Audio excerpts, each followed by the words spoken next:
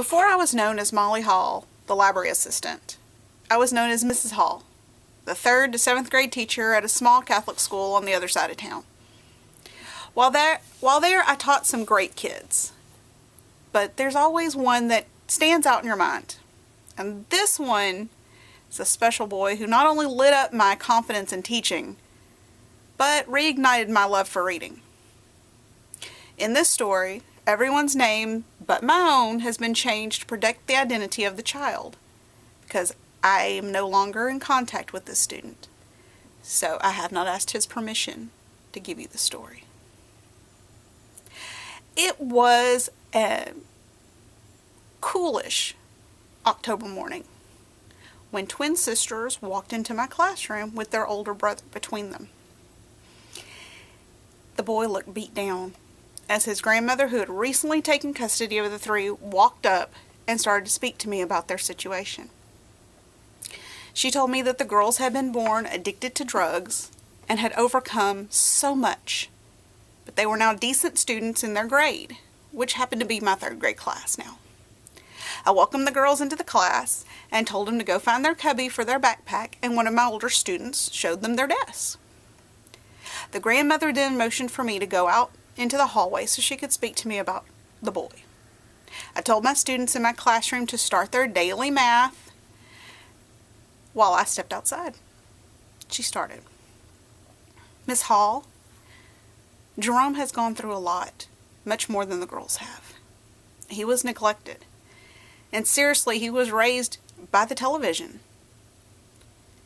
His mother," and she paused to settle herself before she could say anything else. I stopped her. "You don't need to worry about that anymore. Tell me about Jerome." She smiled. She says he's been held back twice. He can't pass the state test. The public school system has let him down.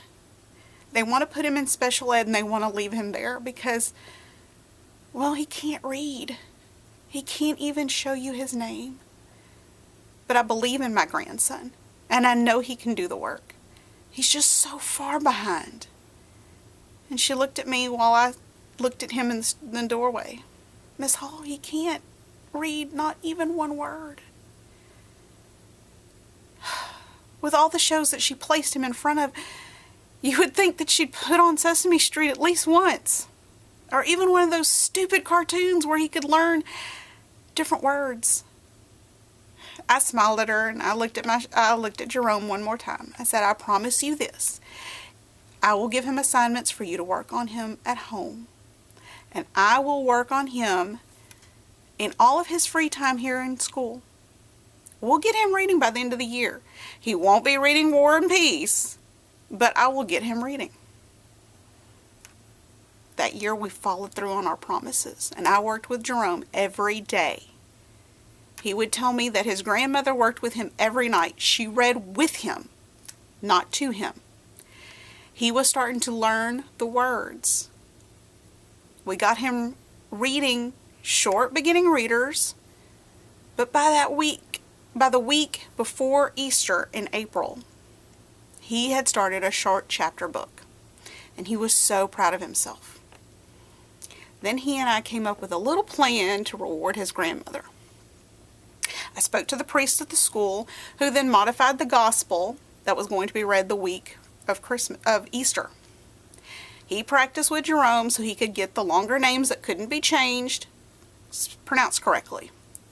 When we walked into the church that Wednesday morning, Jerome's grandmother was sitting with the rest of the parents. We heard her gasp as she watched Jerome walk up to the podium, the smile on her face as he told the congregation about how Jesus wasn't in the tomb that Easter morning was as sweet as the first and only standing ovation I've ever seen in a Catholic church. By the time Jerome left my class, I had him reading at a 2nd grade level, which doesn't sound like much, but for his grandmother and I, it was more than we could ever ask for. So what does this story mean to me? It means that sometimes it does take a village to raise a child. And sometimes those that get forgotten need to be remembered. What should it tell you? That even the smallest thing that you can do for a child is more than any amount of money that you can have in this world. So I hope that today you take a moment and read something to a child. Thanks.